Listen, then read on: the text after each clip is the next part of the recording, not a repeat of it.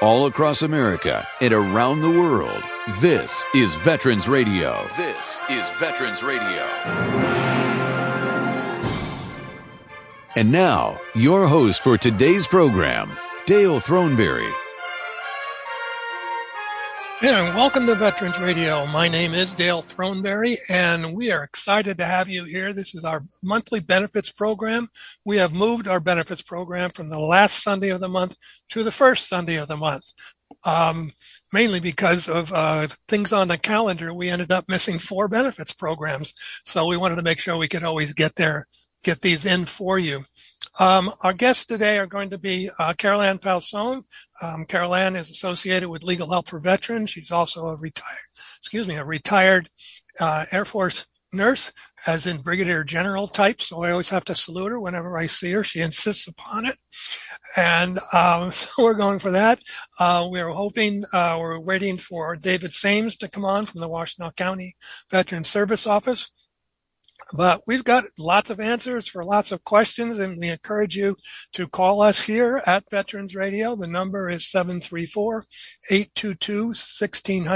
734-822-1600. I got a little bit of housework, I guess you could call, to get through before we get into the program, actually. And that's number one is I want to make sure that we thank all of our sponsors. We can't do this program without their help and without your assistance, actually. So for number one, they've been with us the longest, and that is Legal Help for Veterans. And Legal Help for Veterans specializes in veterans' disability claims. You can give Legal Help a call at 800-693-4800, or you can go to their website, legalhelpforveterans.com, and actually you can start your claim right there. Just kind of interesting. The National Veterans Business Development Council, better known as NVBDC, is the nation's leading third-party authority for certification of veteran-owned businesses. For more information, you can go to their website, that's nvbdc.org, or give them a call at 888-237-8433. If you want to do business and you are a veteran-owned business, if you want to do business with the federal government or with many corporations, you need to be certified as a veteran-owned business. And so these are the folks that can get you that certification. They're very professional, very worth your time. And what an incredible group of people that could help you, mentoring, all kinds of meetings that they put on, all kinds of educational programs that they put on. I would really encourage you to check them out at nvbdc.org. The Charles S. Kettles VA Medical Center here in Ann Arbor, Michigan. For more information about them, you can go to va.gov/Ann Arbor Healthcare. We think we have one of the finest VA hospitals in the country here in Ann Arbor. And come on down, check it out. You might like it. We also want to thank our local veterans organizations for their long-time support. We couldn't have gotten this program started back in 2003 without their help. And that's the Irwin Prescorn American Legion Post 46 and the Charles S. Kettles Vietnam Veterans of America Chapter 310, both of Ann Arbor, Michigan. The other thing, as I mentioned, is that, these organizations are supporting us, but also you as individuals. Your support over the year has been greatly beneficial, and we're really appreciated by all of us here at Veterans Radio. And if you'd like to continue that donation process, you can go to our website, veteransradio.org, and click on the donate button. This is our 20th year. I know that's hard to believe that we've been doing this, over 1,000 episodes, programs, whatever you want to call them. And so we're asking for your help to celebrate our 20th year and also to help us continue on for another 20, possibly.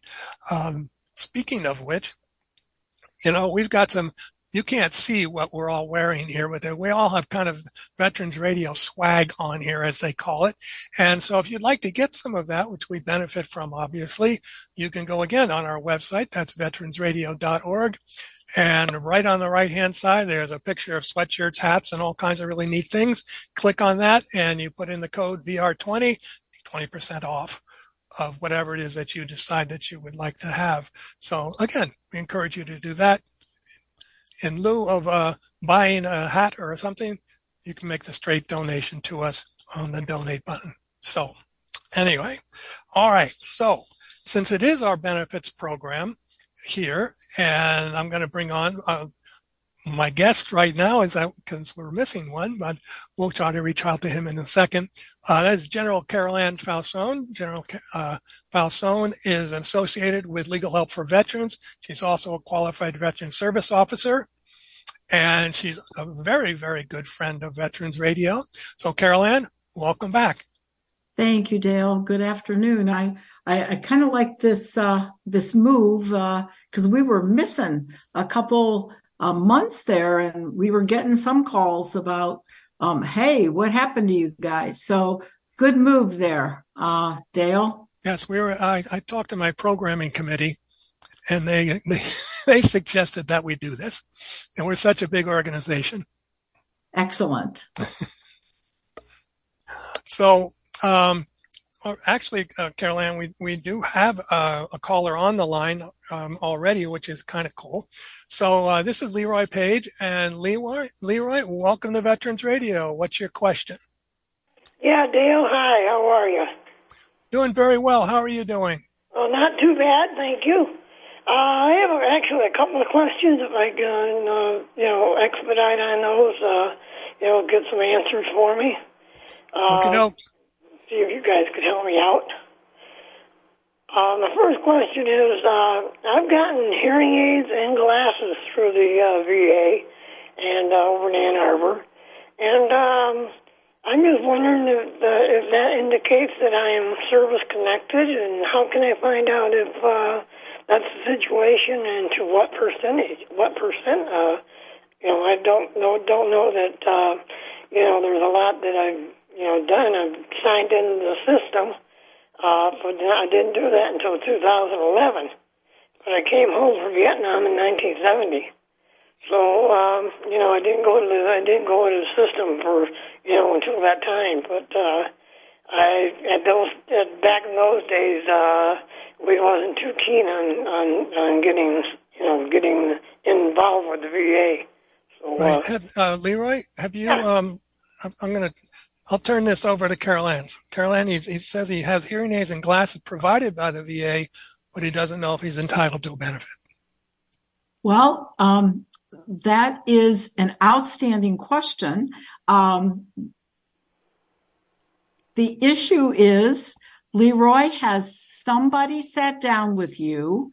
The fact that you got hearing aids and glasses, are you entitled to benefits? And the answer I want to say is yes. Okay. But nobody probably said to you and sat down with you and filled out the forms for a disability monthly benefit.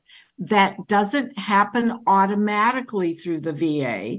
You need someone like a veteran service officer, Legal Help for Veterans, a county counselor, as in Dave in Washtenaw County. Which VA medical center do you receive your services at? Charles Kettle, Ann Arbor.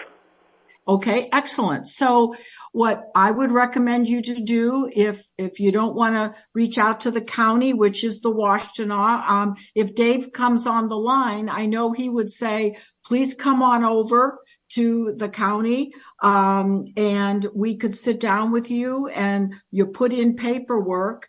And at that point, you would put in for your paperwork, and you could possibly receive for the hearing, a 10% disability, and there's the tinnitus, and then there's the piece with the hearing. So it doesn't happen automatically. And then there's the issue of your vision. So just because you receive service, I do know there are men and women who do get complete service from the VA, but say, I don't want to apply for a disability benefit. So there's two pieces to this puzzle. Okay. I hope that helps, but you have to apply for that benefit. The VA doesn't just give that benefit to you automatically. All right, so that is a what they call a monthly benefit, disability benefit. Right. Yes, you would Okay. if you qualify and they certify that that your hearing was lost due to your exposure, in the service, and you get a 10% rating, let's say, you're going to get a check every single month on the first of the month, tax-free. Okay. That's the nice part about it. All right. Now, let me ask this, having to do with that. In my hearing, I mean, I've had to go to the audiology test through the VA, where I actually had to go up to a special place in Howell and take the test and stuff. And they said that my hearing wasn't within the parameters of the hearing loss issue. And but yet they still saw fit to give me the hearing aids. And I just kind of thought that was kind of a weird situation, that they would do exactly the opposite of what I thought they wouldn't do. So that sounds familiar, Leroy. I can relate to that entirely. I have hearing aids that are provided by the VA, but I don't get any rating on my loss of hearing because they said I'm still within some certain parameters that they have set. Exactly. So probably you might, somewhere in your paperwork, like wherever my paperwork is, there's a denial letter in there somewhere. Yeah, and also on your records. Those and different issues, But, okay. Thank you, Carolyn. Hold on. Time out, Leroy. Carol Ann's trying to jump into the conversation. Oh, okay. So this is a great example, a pre-conversation that Dale and I had earlier. You might not be aware of it, Leroy, but you might not have a denial from the VA. You might have a 0% rating where it might be they gave you hearing aids because you have some variation of hearing loss, but it is not very significant. But you have a loss, and it was contributed by your service. And they noted that by giving you the hearing aids. They gave you 0% rating, which means you had that occur because of your service. Now, if it gets worse and you go in and you get tested again and it drops or your hearing diminishes, one ear is worse than another, then that will be rated differently and they could score you differently. So a 0% rating is recognition that something occurred because of your service and it's not a denial. So I hope that is... We're hoping that kind of settles it out. Carol Ann's screen But they gave you go. hearing aids because there was something going on and they related it to your service. Okay. All right. Thank you for that. I have my other question is, when I came home from Vietnam in 1970, and I didn't sign up to the system until 2011, but at the time of my coming home, I was diagnosed with Bell's palsy for the right side of my face. And they told me in the process of the times of years that if I didn't complain about it or didn't have it when I was in Vietnam, then I never really had it. But I got it within a month after coming home. So I had been told numerous times, basically they were just letting me fall through the cracks. Told me numerous times that it had no bearing on being an issue for VA to consider it. So this is definitely a neurological problem, I know, that I had back then, but it went away with corticosteroids and another medication. But then it returned back. I came back in 2007, and I've had it ever since.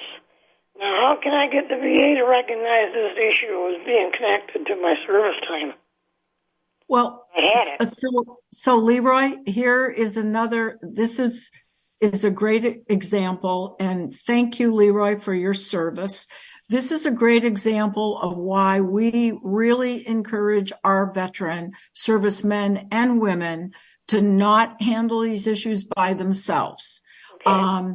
With all of the environmental issues, all of the Agent Orange issues, all of the issues that are out there, whether it's legal help for veterans, a veteran service officer, a county counselor, we see these issues. And these occur all the times, and they say, well, it didn't happen for your service.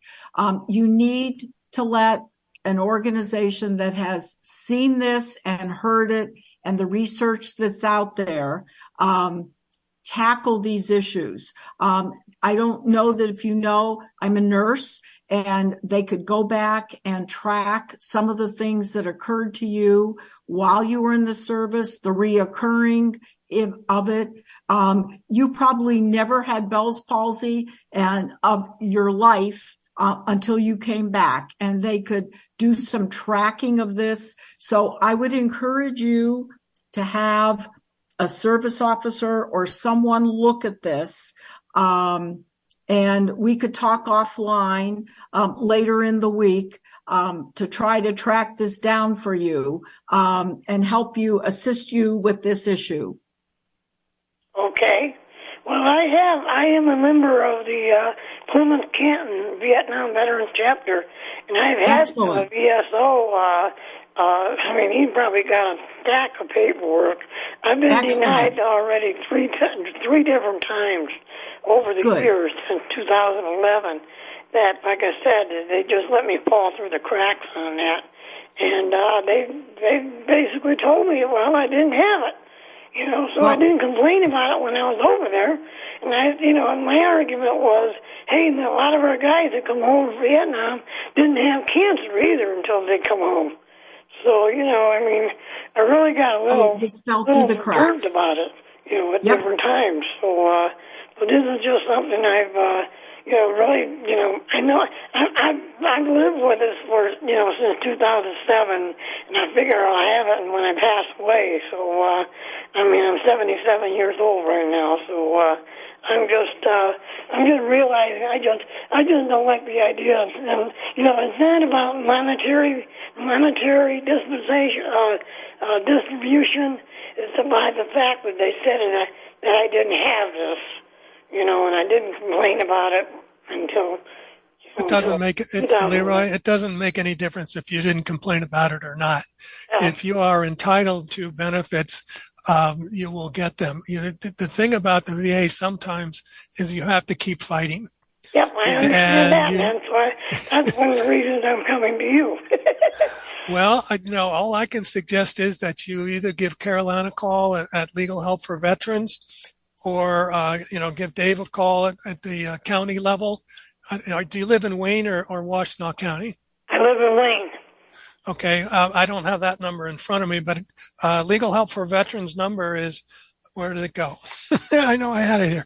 Here it is. You know that. 1-800-693-4800. Okay, 1-800-693 4800, and ask for me, Leroy. Okay, Thank you very much. I appreciate that. God bless you, and thank you for your service. Okay, thank you, and God bless you too. Thanks, Leroy. Ask for Caroline specifically. We'll get this taken care of for you. All right. Thank you. Bye-bye. Bye-bye.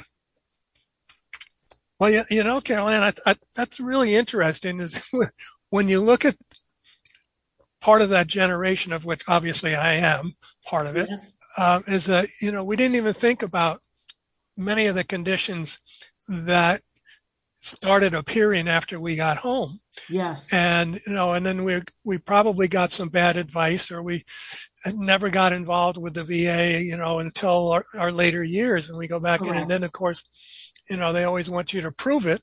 Yes. And you go look at your medical records that were kept on you from the service.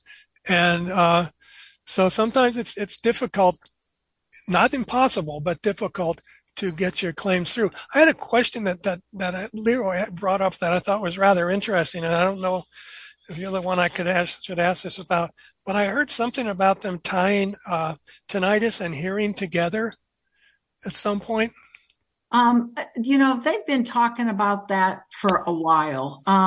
Whether the hearing loss, the tinnitus, but until I see it done, there's so many issues they're working with, because the 10% seems like with the tinnitus that is as far as you could go. But then the hearing loss, if you're deaf, they could take you all the way up to 100%. Now, how could they combine the two? I don't know. So I'll wait until that happens.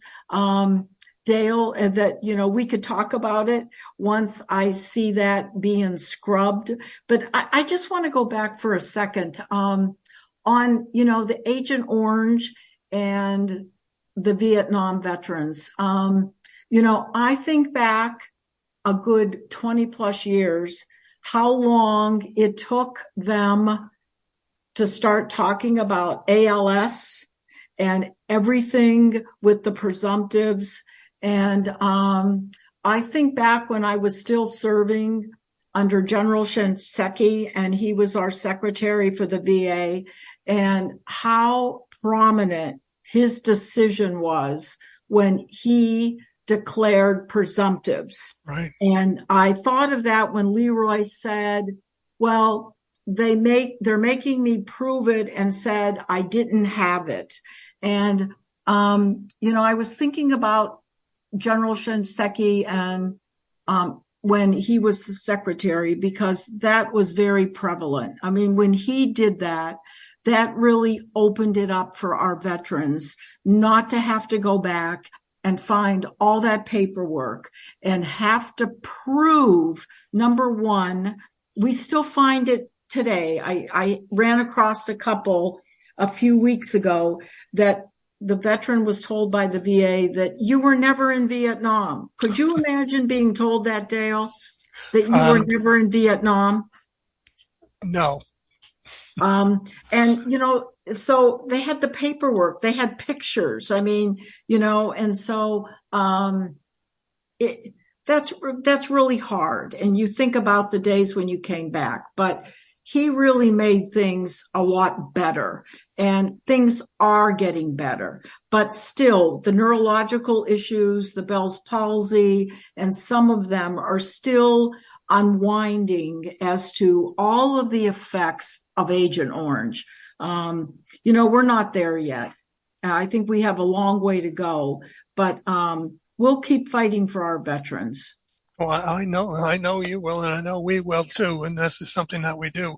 We're going to take a quick break here at the bottom of the hour, and hopefully when you come back, we're going to talk a little bit more about some of these older claims that have, not been approved and so forth, because there are some benefits to the families if somebody passed away from a disease that has now been added to the list. So that's the topic in the second half of our program today. So you're listening to Veterans Radio. We'll be right back. The Medal of Honor is the highest award for valor in combat given a member of the Armed Forces of the United States. There have been over 3,400 recipients of the nation's highest award. This is one of them. Second Lieutenant Robert Emmett held off a force of 200 Apaches. Details after this. If you have a VA claim denied by the Board of Veterans' Appeals, contact Legal Help for Veterans at 1-800-693-4800.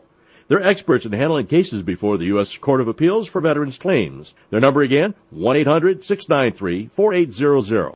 Emmett was in G Troop, which was sent to relieve a detachment of soldiers under attack by hostile Apaches. During a flank attack on the Indian camp made to divert the hostiles, Emmett and 5 of his men became surrounded when the Indians returned to defend their camp. Finding that the Indians were making for a position from which they could direct their fire on the retreating troop, he held his point with his party until the soldiers reached the safety of a canyon. Emmett then continued to hold his position while his party recovered their horses. The enemy force consisted of approximately 200 Apaches. The Medal of Honor series is a production of Veterans Radio.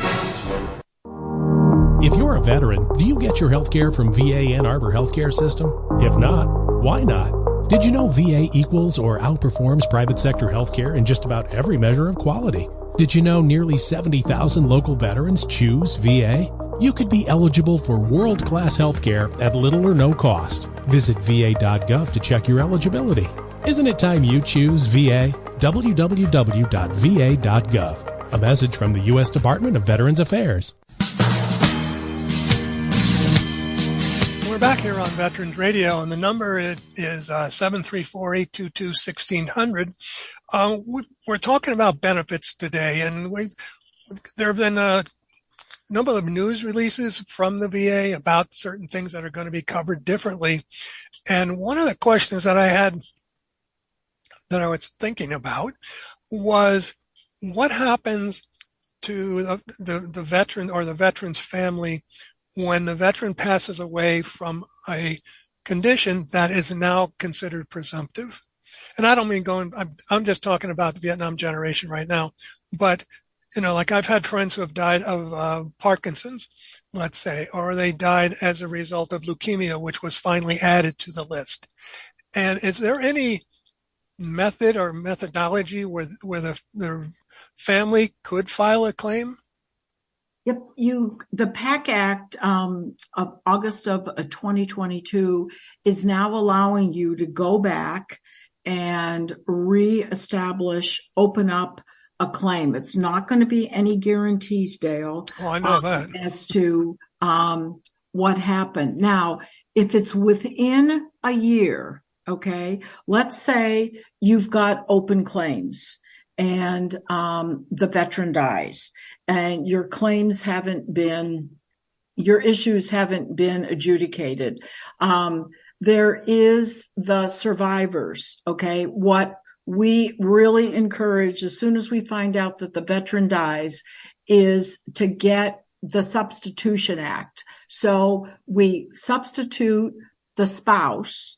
It's the spouse goes in for the veteran, whether it's the male or the female. The spouse goes in and takes over the claim. So when the VA decides on that claim as if it was the veteran, the spouse will get the decision and the disability rating and the amount as if the veteran was still alive. Okay. So that is something that, the old folklore or the rumor that when the veteran dies, the claim dies. That's not true. You need to do the substitute, but the rule of thumb for that, to keep it really clean and to make sure that the spouse gets that benefit, is 1 year from the death of the veteran. So that is the way to keep it the cleanest, to guarantee that claim will stay alive, is to go back to your VSO, legal help for veterans, the county counselor, once the veteran dies, to keep that alive. And then there's the other benefit, that should the veteran pass, and there is no length of stay, there's no length of time for this. There's, as we've talked before, there's what is called the benefit death indemnity claim, that let's say the veteran did die from Agent Orange, something from Vietnam. Vietnam is a good example. Veteran died years ago, and Parkinson's and something else is now approved. The spouse could go in and apply for the death indemnity claim, because that's what the veteran died from. It's now a presumptive, and that spouse could get, that widow could get that benefit. So that's something really important. And I wouldn't do that on your own. You need to go back to somebody that is aware of these benefits. And that's why, we talk about it here at Veterans Radio, Benefits Week. I think it's really important to keep talking about some of these issues. And if you go to Legal Help for Veterans, I am completing right now, very timely topic. It should be up hopefully in the next couple weeks. Brand new, and they're all free. I got about 26 different ones up there. A brand new ebook called Survivor's Benefits. And this is all the benefits out there for the spouse, including if you're 100%, if the veteran is 100% disability rating and you pass and you've gotten the tax abatement, the spouse could continue to get that tax abatement. If you go to your county, your tax assessor, and take that, that piece of paper that says that veteran was 100%, and take it to your tax assessor. Okay. Well, I think it's really important that we do continually talk about these things, because, sometimes we get a listener that hears something and then they pass it on to a friend. Hey, did you know that you could get this? And they go, no, I had no idea that we were entitled to this thing. We have Mike on the phone. Mike is calling from Canton, Michigan, and he has a call about a presumptive condition. So, Mike, welcome to Veterans Radio. Hi, Dale. How you doing today? Doing very well. Thank you for calling. What's your question? Yes. In 2010, I had a 5-way bypass and was diagnosed with ischemic heart disease. Now, that was on the presumptive list on November of the year before. So I had just come under the presumptive list. So I do get 30% disability for that, and I get 10% for tinnitus. But after I had the 5-way bypass in March of 2010, by August of 2010, I had to go back and get 3 stents. And then a year after that, I had to go back and get 4 stents. So I have heard someone, I've heard a couple of people along the line that have said that you should apply to get upgraded from that, because these can be added on as, what is the term that they use? There's a special word that you're supposed to say, aggravated. That this has been aggravated because of the ischemic heart disease. Is that true or not? Well, Carol Ann is shaking her head yes up and down like crazy. So, Carol Ann, tell Mike what he needs to do. What does he need to do? So, Mike, whoever helped you, and the answer is yes, yes, and yes. And since you are at 30% or greater from your ischemic heart disease, which is a presumptive. And thank you once again, Mike, for your service. I hope with that 30% or greater that if you are married, I'm not going to assume that, but if you have a spouse, if you're 30% or greater, your wife should be added to that as an extra benefit. So I hope, number one, that you're dependent. And if you have children under the age of 18, I sure hope they are added. So that's an added benefit that I hope is added to your disability rating. But yes, the answer is if any condition, and we've talked about this many times, if any condition that you have and you're rated for gets, I will say worse or deteriorates, or you need follow-up care with, this is not the automatic, the VA gives you automatically nothing. You have to go back through your VSO, whoever helped you originally get your 30+% of your disability rating. You need to go back to that entity and tell them you've had additional disease entity with your ischemic heart disease, that you needed more stints, you've had more problems, so that, if you need more medications, and hopefully that's another thing. If you need medications, you're getting those medications through the VA, and you're receiving those because of your disability rating. Yes, you do need to go back and have that area rated. That's an increased rating. Secondary conditions. And you need to look at also,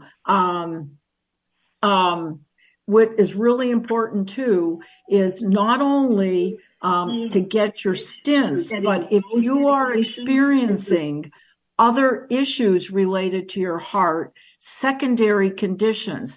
And what I mean by that is some of our veterans have problems with GERD, stomach issues. Some have neuropathy issues. Some have other problems that are called secondary, related to the heart presumption. So you need to go back and follow up, and that could increase your disability rating.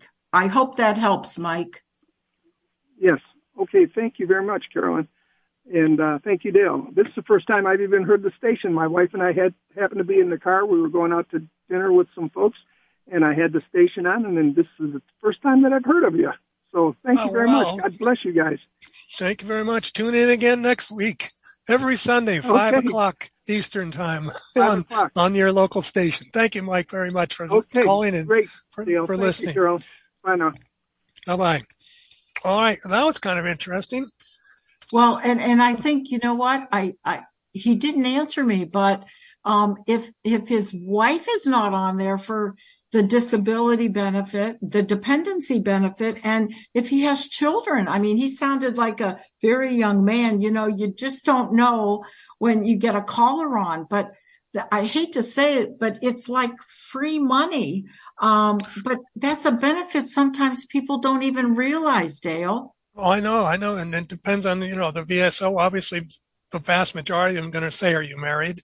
Do you have any kids? And so forth. And so hopefully, they did that with him, because it, can turn out to be a substantial amount of funds, on a monthly basis. And I was afraid he was going to say, well, they think I'm cured or something. Because that's another thing that people need to be aware of. Right. If you are diagnosed with a disease like a cancer, especially prostate cancer, seems to be the big deal right now, is you go in and they fix it. You could lose the benefit of the prostate cancer. You'll get 100% right away, but they could come back and reevaluate. Well, when you go in for surgery, and sometimes people don't even know about that one. When you go in for surgery, you should ask your representative to make sure that you're applying for, during your surgery time and your rehab time, you should put in for that convalescent period, whether it's 3 months, 6 weeks, whatever period, your rating should go up to 100%. Okay. Then when you're done with that rehab time and whatever, then you will go back down to your rating, whether it's 60%, 30%, 50%.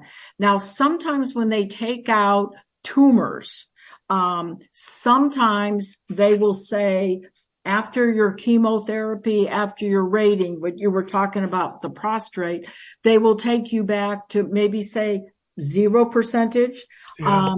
But I want to bring up a point that sometimes we tend to argue is, you have residual issues or secondary issues that could cause you more problems.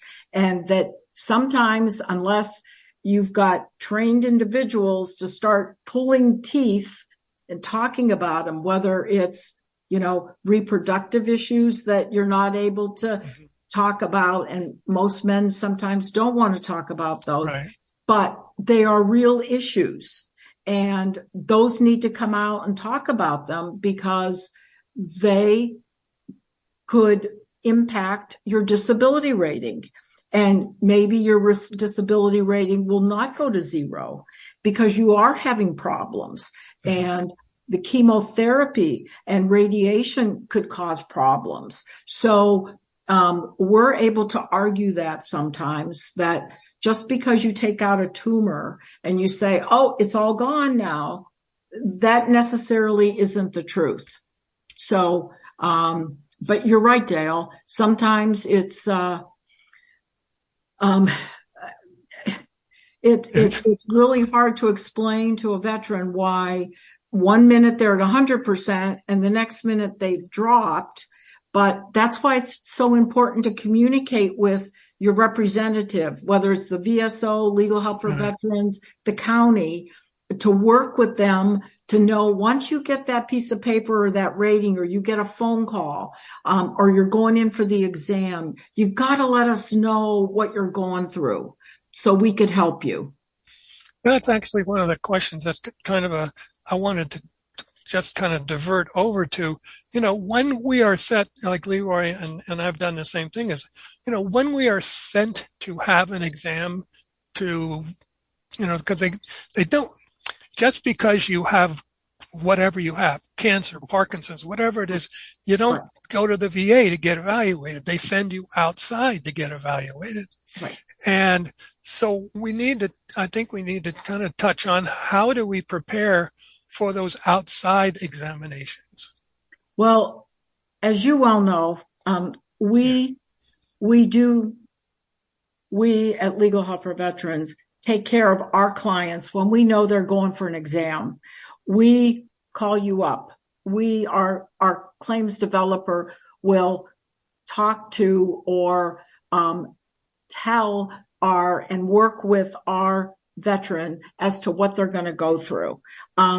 You have almost like the play. You know what your provider's going to go through. It's the recipe book. You know where they're going to rate you. You know the breakdown of 10%, 30%, 50%, what they're going to be looking at.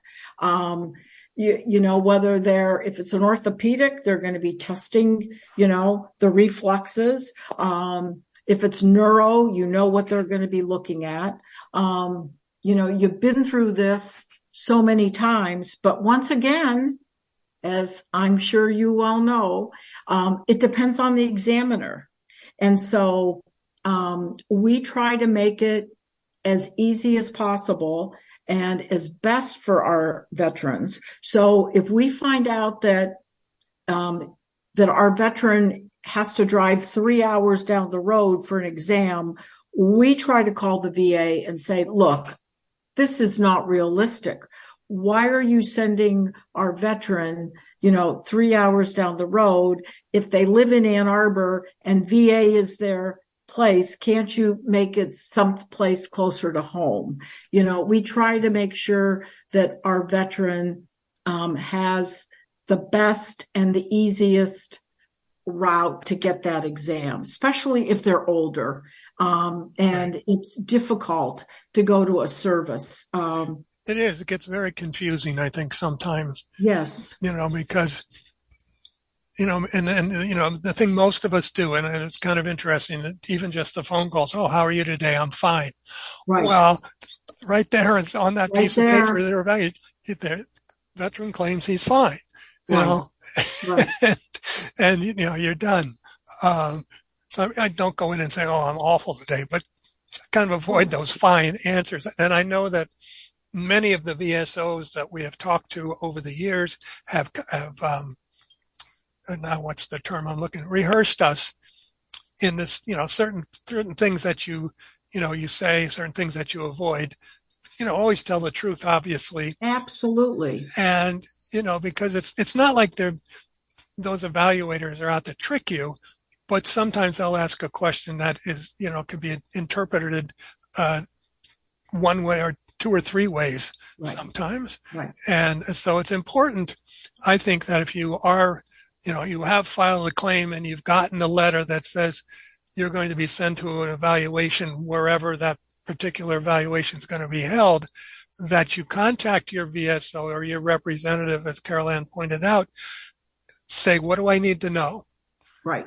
And they will talk you through that. I think that's so important It is. that we help these veterans out, because, some of them are, getting really nervous, and, they won't be able to help themselves. So that's your purpose, and all of these wonderful VSOs that are out there all across the country that are designed to help you, because the VA is a very complicated system.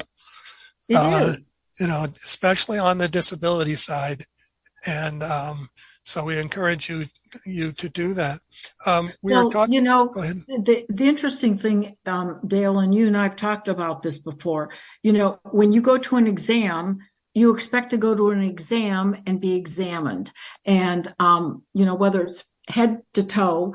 And I like to see objective facts. That's what I like to see, whether it's range of motion, objective facts, or a blood pressure, a pulse. Those are objective. You're not guessing what my blood pressure is. You're taking my blood pressure and you're doing it in a certain manner.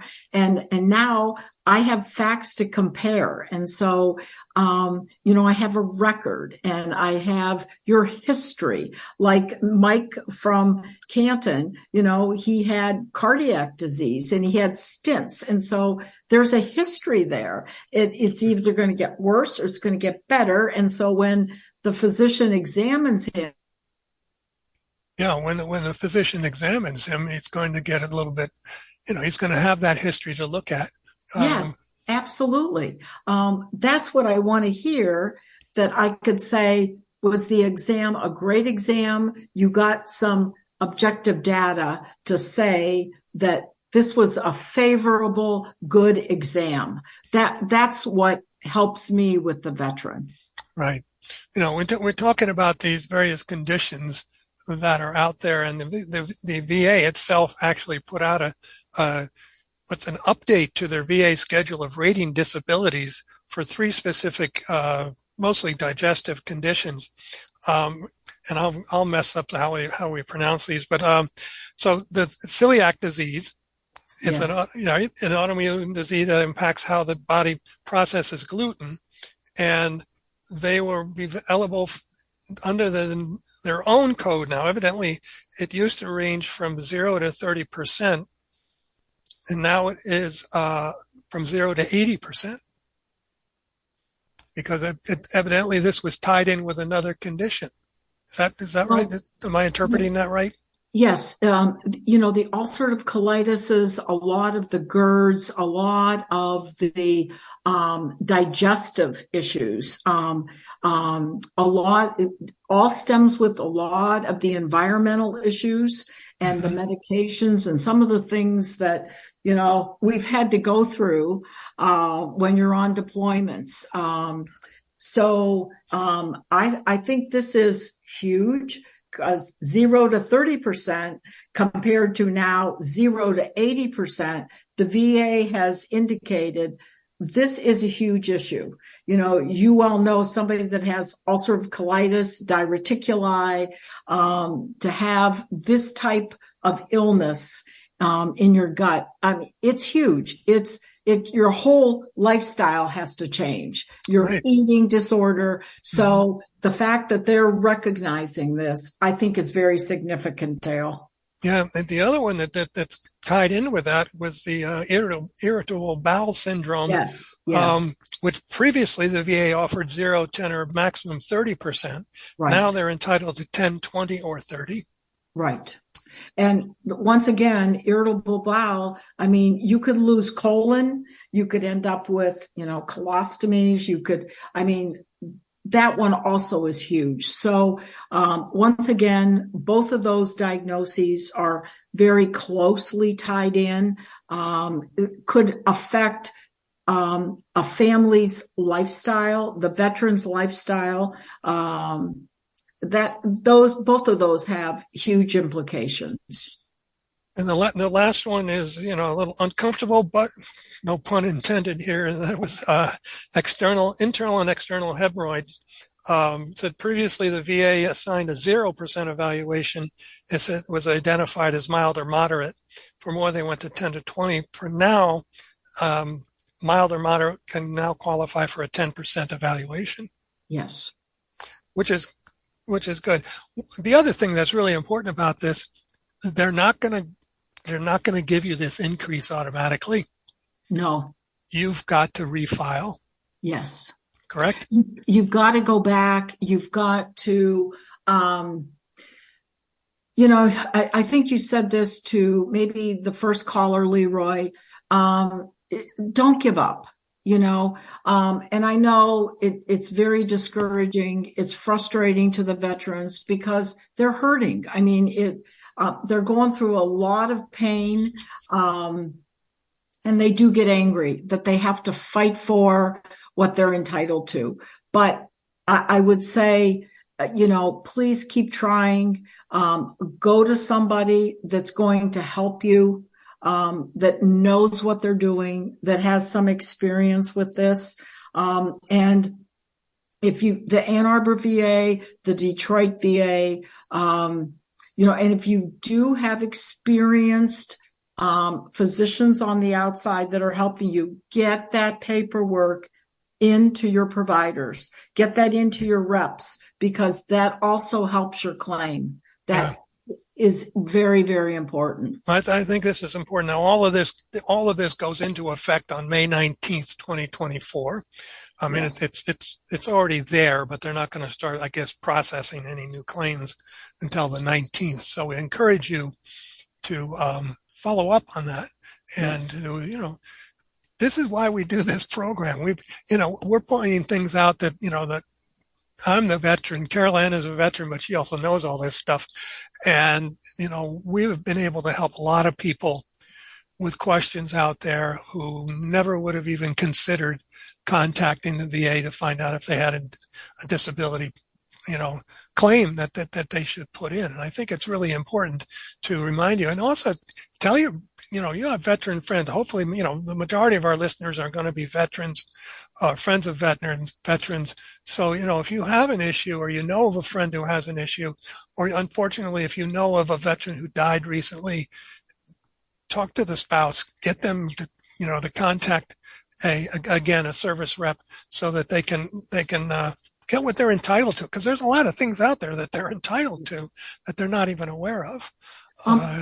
Dale, I will say one thing in closing. I really want to give a lot of credit to the VA, because they are out there researching these topics left and right. And I think you gave us 3 great examples of areas that they have researched with the gluten and the celiacs and these areas that they are trying to help the veterans, and they're increasing benefits, and they're trying to help them and make it better, and they're recognizing where the problems are. So as more veterans are coming in needing service, then they're identifying, and they're making this known almost like as a presumptive. They're not calling it a presumptive, but if you have these areas and these issues, make it known. Right. You got to file the claim. You got to do the paperwork. Yep. It's annoying, and that's the kindest way I can express it, is how annoying it can be. You mentioned them doing research. We're coming up to the end of the program, folks. And the research was just quickly, the VA opened a new osteoarthritis research center at the Philadelphia VA.